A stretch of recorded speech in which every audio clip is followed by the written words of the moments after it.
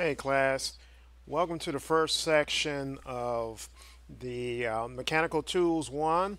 We're going to be focusing on safety. But before we get into the subject matter, I just want to have a quick brief introduction. My name is Don Wilcher, but my students, aka learners, and we'll talk more about the distinction between students and learners, but I am the Director of Manufacturing Technology and also full-time instructor. And I teach industrial maintenance, mechatronics, and uh, other disciplines related to the maintaining, installation, design of processes and automation systems. So I'm an electrical engineer, worked in industry, a lot of different industries, automotive, consumer, and also I'm a writer, a blogger. I'm working on a doctoral degree in education, so I'm a lifelong learner. And you're going to hear me talk about that too, because that's important related to your career aspirations and where you want to be in the future.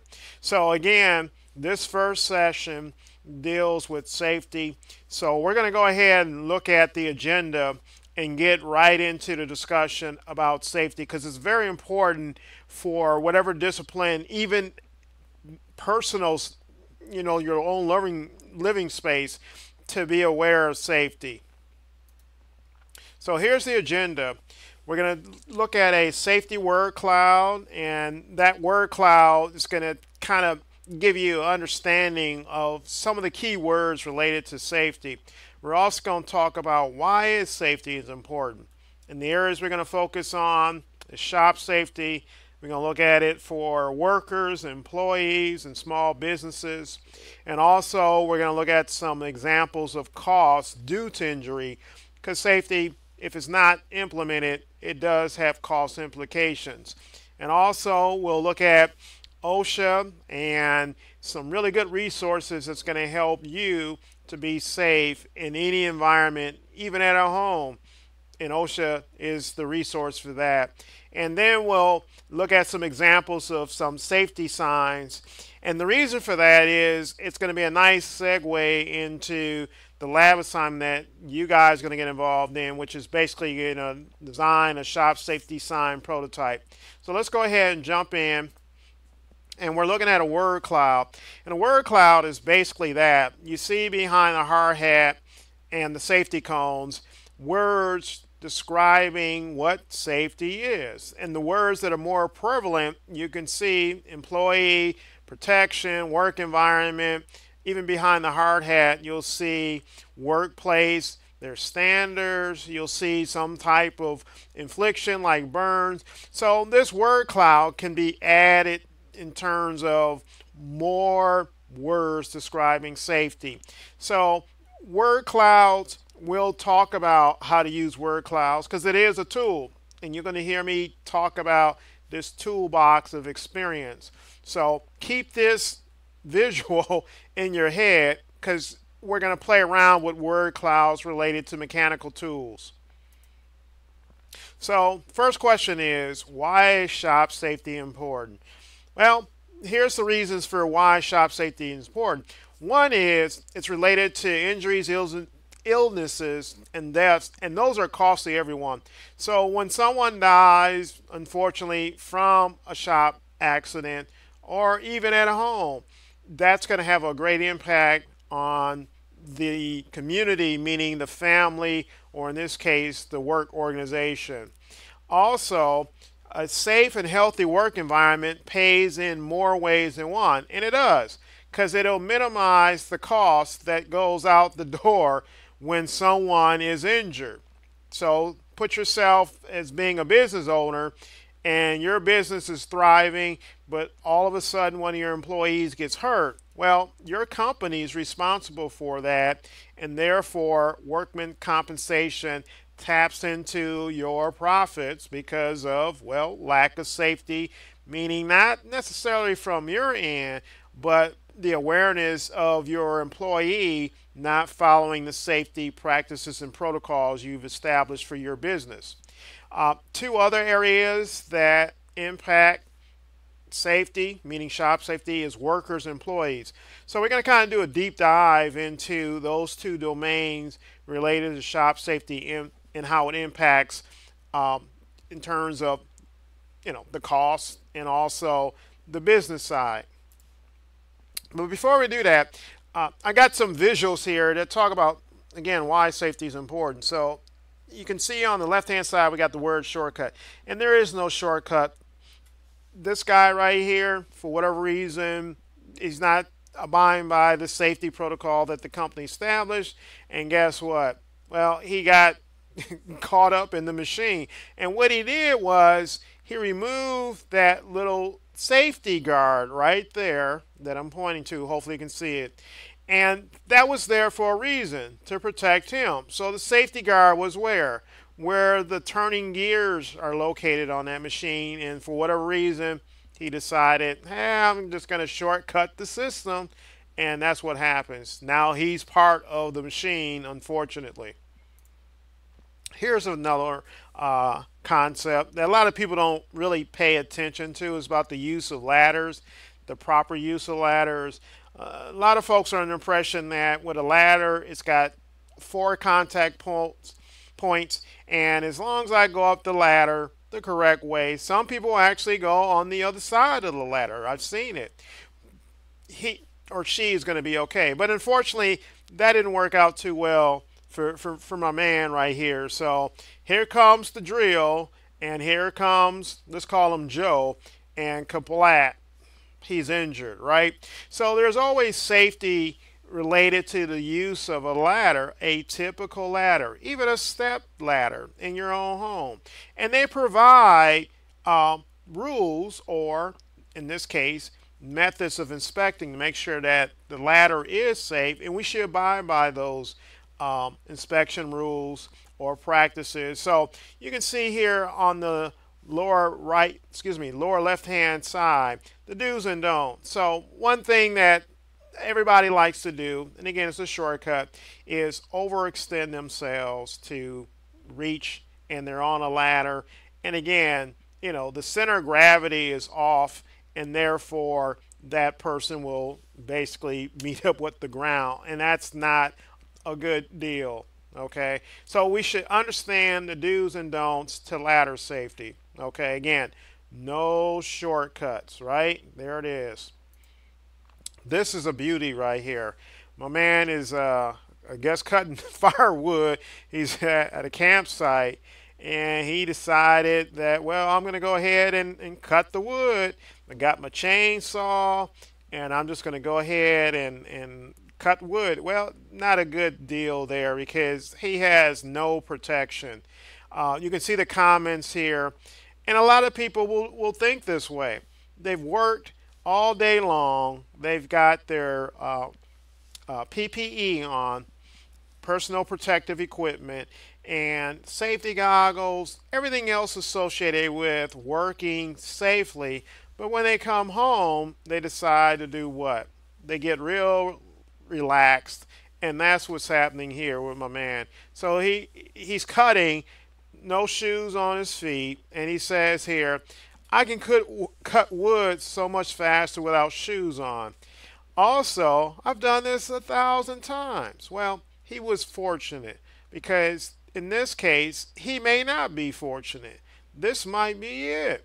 With chainsaws, you got your hand on the trigger, and when that chainsaw actually binds into the wood, it creates resistance. So automatically, we want to pull the chain out of the wood, right, that we're cutting. Well, that chain, again, is bind, and we're pulling with extensive amount of force. And, with Newton's law of physics, where there's an action, there's a reaction. And that reaction is when he pulls and he's still got his hand on the trigger, more than likely he's going to do some damage to his leg right there, or even his foot. So again, he was fortunate 1,000 times, but this may not be it for him. And also he mentioned about his supervisor. He said, oh, his supervisor never wears PPE either. So he's using his supervisor as a role model, which in this case is a bad role model because his supervisor knows better. he should be wearing his PPE. And also, he's got, I wore my PPE all day. I deserve a break. What's up? Wrong attitude, because again, safety is just that. We have to practice safety in and out of the work environment at our homes. Being aware of our surroundings is safety. So again, he's not thinking correctly. And the last point here he's got is, I'll be fine. So he's already putting into his mind that, well, I know I shouldn't be doing these things, but I'll be okay. And that's the last word where someone gets injured. So again, no shortcuts. And here's a nice little wrap up of that. This sign, it says, when it comes to safety, there are no shortcuts. And there isn't. There isn't. Follow the rules, be aware, and if you have to take a little bit more time, there's nothing wrong with that. That just means that you're safety conscious and you'll be good in the long terms, meaning when you go to work, you come in one way, and when you come out, hopefully you'll come out the way you came in, with your arms, legs, eyes, of course your mind, and that's being safety awareness. Okay, so why is shop safety important? So now we're going to look at it from the employer perspective, and it relates to injuries or illnesses, and that can cause what? Loss of life, pain and suffering, loss of income, financial well-being, stress on relationships, loss of job or career, healthcare costs beyond what is covered by insurance. So all those elements affect what? The employer. Okay, so again, put yourself in the mind of being an employer, meaning you have a small business, which we'll talk about in a few in the slides coming up.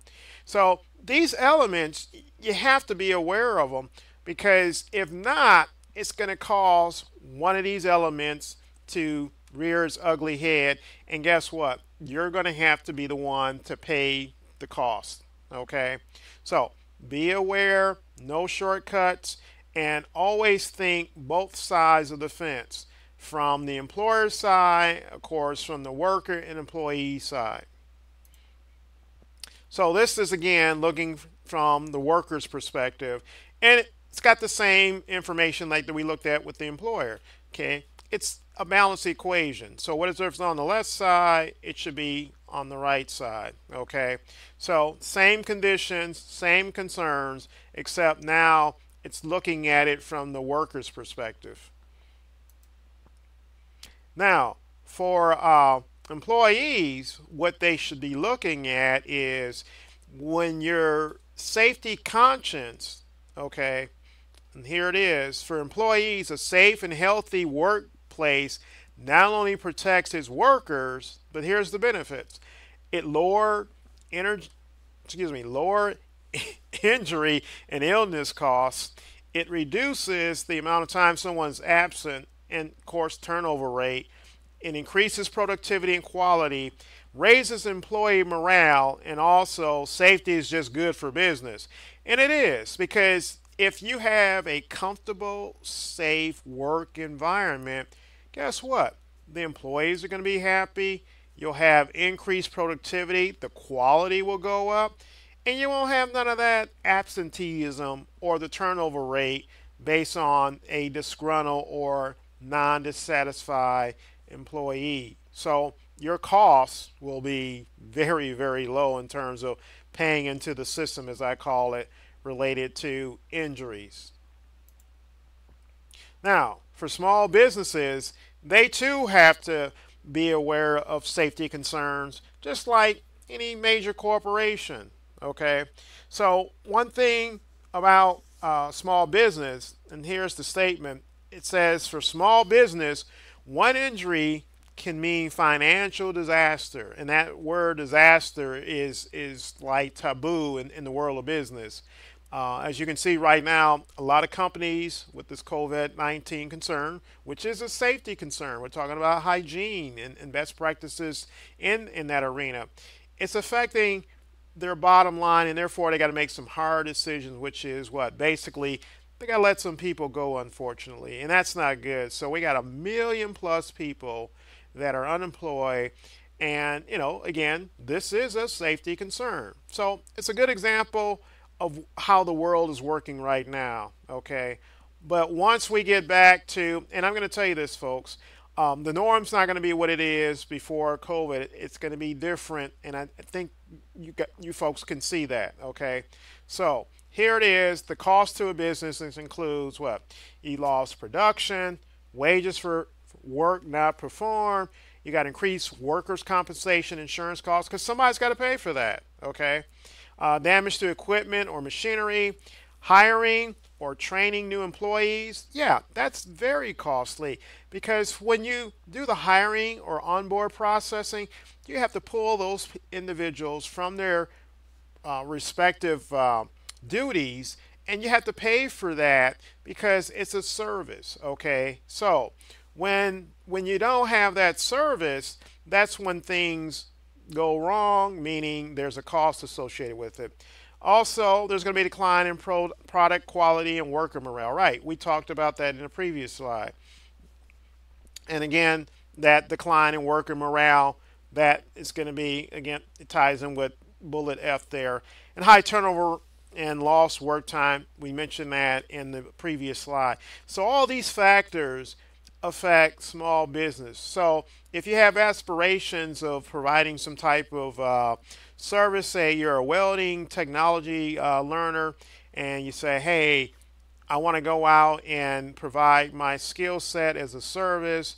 And once you start to really, ramp up the business and it's going well, and you start hiring employees, you got to look at all these factors related to safety. Do you have the controls and the mechanisms that's going to protect those welding fabricators, or even from the maintenance side, the industrial maintenance technicians, the crew, if you will?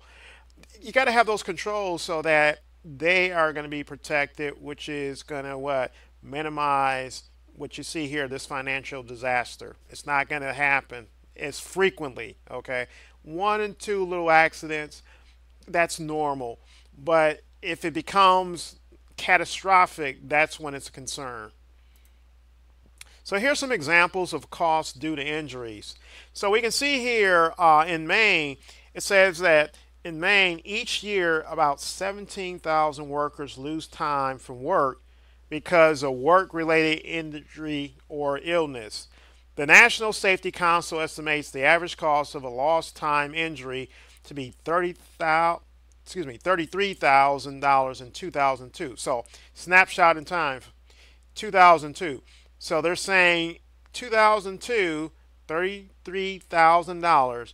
That was equivalent to $561 million wasted each year in Maine alone, and that was due to injuries. So here it is, 2020, and you can basically just put extra zeros to that. You can triple that because of economics, right? And we're talking about from 2002 to 2020. That's basically an 18-year span, right? So again, cost increases over the years. Not good. Okay.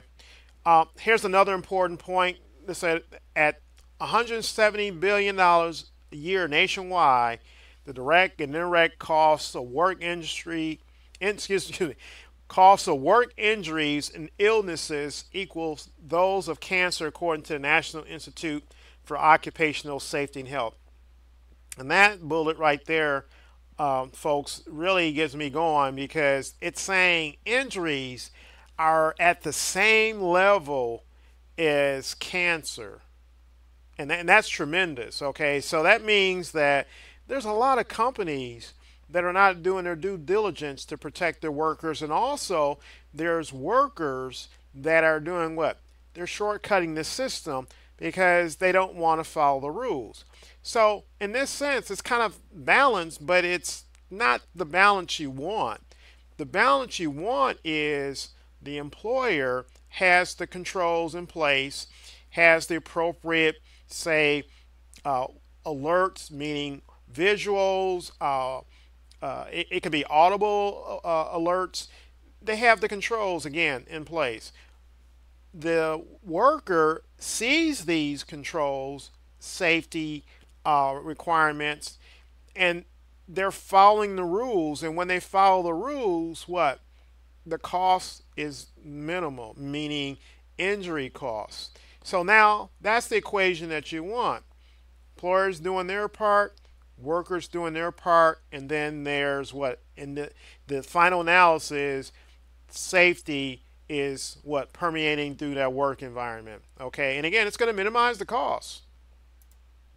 So, protecting workers is always the right thing to do. It's a partnership, and that's why I was using that equation and analysis or an analogy. You can see the blue shirt is the worker, and the red shirt could be the employer, or it could go the other way. But they're shaking because they're agreeing that we are both on the same page, and we're going to make sure that we're focusing on safety on both sides of the fence. So here's OSHA, and I know a lot of you understand or heard OSHA, and you can see it stands for Occupational Safety and Health Administration. So I presented this website because it is a very powerful tool related to safety, okay? And it's just not in industry, it's in all industries, the healthcare, even in education. It's something that we should be aware of. Like if we have a question, we can actually go to OSHA, and there's some tabs there, and we're going to look at a few of those tabs. We can kind of see what information that will direct us to the solution based on the concern that we're trying to resolve. You can see now, and you see this quite often on all websites, even on Jeff Sate website, you know, they have the coronavirus resources. So again, we're in a different era where safety is just not related to, you know, improper use of a power tool or a manual tool. This is dealing with health in terms of how to make sure we have the appropriate controls to maintain health. We have to be the driver of that, but the institutions have to give us the resources to assure that when we walk into that place of employment, we're all safe.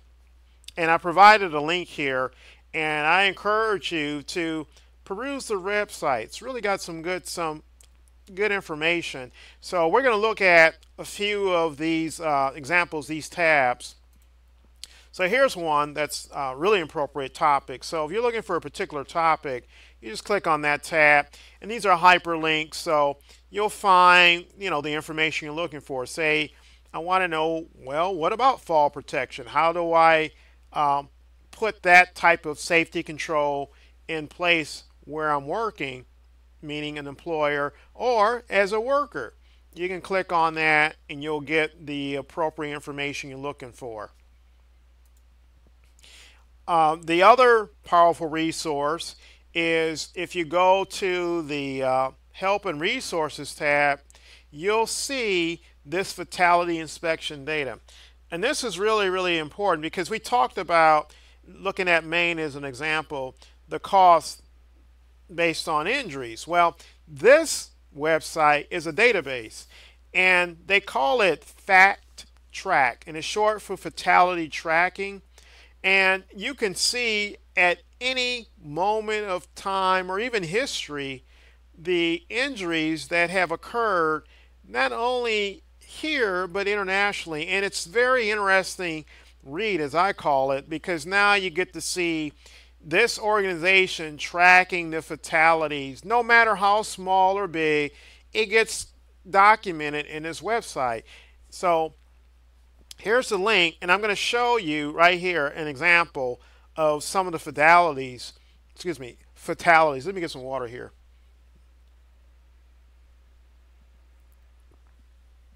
So you can see the latest one here. It's dated this year, and it's March 22nd. So it shows the city, the state. It has a description, just small verbiage of what the hazard or the injury was. Has a inspection number, so this is where you can really get that report and do a deep dive. And it tells if it's federal or state plan, and it has citations related to fatality. So the citations are basically like the fines, okay? So if the company's fine, then it'll be documented here. And those fines are nothing to play around with. When we talk about costs and financial disaster, there's been a lot of cases. You can probably find it on this social website where companies had, I mean, their clothes no longer in existence because they didn't take safety with a grain of salt. You know, they just took it for advantage, right? And that's not a good mindset. So again, I encourage you to peruse this website and just look at some of the fatalities. And you know, when they write the descriptions, some of it can be pretty graphic. Okay, but again, they're trying to address the concern that this particular organization or maybe this employee didn't follow the best safety practices, aka they could have done some shortcuts. Okay. Oops, I clicked on that website and I didn't mean to do that. Okay. So let's go back here. Sorry about that. Yeah, this is the right spot. Okay. So what we have here is we have the home-based lab assignment. Oh, and I just opened up the website. Let me see if I can stop that.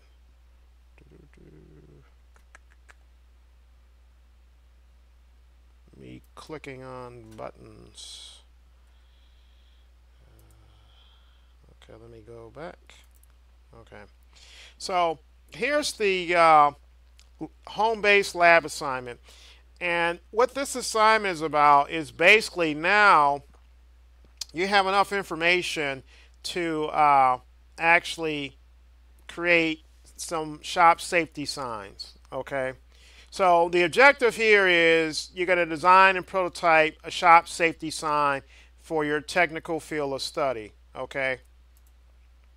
So here's the requirements, and you can see here it's just material that you have around the house, aka cardboard. Okay, so the ideal is you're going to make a sign, and it's got those dimensions on it, and you're going to provide 10 safety rules. Okay, and the safety rules are going to relate to the technical discipline that you're studying. So if you're studying welding, you're going to focus on safety rules for welders. You're going to, if you're industrial maintenance technology student, meaning automotive, automated manufacturing, electronics, manufacturing system technology, you will focus on safety rules related to that discipline. Likewise for biomedical equipment technology, same thing. And you're going to put a icon there, and that icon is going to be representative of the discipline and the shop rules you're going to come up with. Of course, you can see on this slide where you're going to place the rules right here, and you're going to be creative. Okay, be creative. And one thing about creativity, it's a mindset. So when someone says, "Oh, I'm not creative," well, they're not even giving themselves a chance. They're just thinking more like being an artist or, you know, like a designer, because they're drawing and then painting. But no, creativity is a mindset, meaning how you think about solving problems that are different, meaning the approach that you take. Okay, and then the action, of course, is you're going to create some type of, in this case, a product, or it could be product to provide a service. Okay, so that's the requirements for this lab assignment. Okay, so here's the deliverables, and the deliverables relate to, well, what you're going to turn in. So the first deliverable is you're going to create this shop safety sign prototype, and a prototype is what you make. Okay, and there's different levels of prototyping, different methods, and we'll talk about that in this course and how it relates to using tools. And then you're going to do a 2-page MS Word document, and you're going to reflect on your design process in creating your shop safety prototype. And one thing about documenting and reflecting, it's important. That allows you to go inside yourself and look at things critically. And being in a technical field, you have to be a critical thinker. There's no ands, ifs, or buts about it. You just have to be critical. So reflecting allows you to do that. You write reflection papers and you're able to do that. Here's an example. Like for me, I'm a writer. I've written several books, got more in my head. And I have, just books. I got tons of different books, spiral notebooks, this little journal. And what I do is I will just, whatever hits me at that moment, I'll capture it. And then I can move on it from that point. So reflecting allows you to solve some real critical concerns. And it's all about you, piece of paper, or in this case, using a digital tool like a laptop computer, desktop computer. It could be your smartphone, it could be a tablet, and you're just with your own thoughts and you're reflecting. Okay, so you're going to upload these documents to Blackboard. So the first document is you're going to do you're going to take a picture of your creative shop safety sign prototype. You're going to upload that to Blackboard, and the second deliverable is your 2-page shop safety sign prototype reflection. So it should have your name on it. It should have a title, which you can call shop safety prototype reflection paper, and then you just make sure you have 2 pages, okay, of critical analysis, the process that you went through, the trials and tribulations, even looking for the materials. You can put that in there because that's part of the reflection process, okay, looking at all aspects of how you created this prototype, okay. So those are the 2 deliverables. Now, it's imperative that you make sure you have access to your Blackboard login credentials. If you're having troubles with that, the first suggestion is get with Student Enrollment Services, and they'll provide that assistance.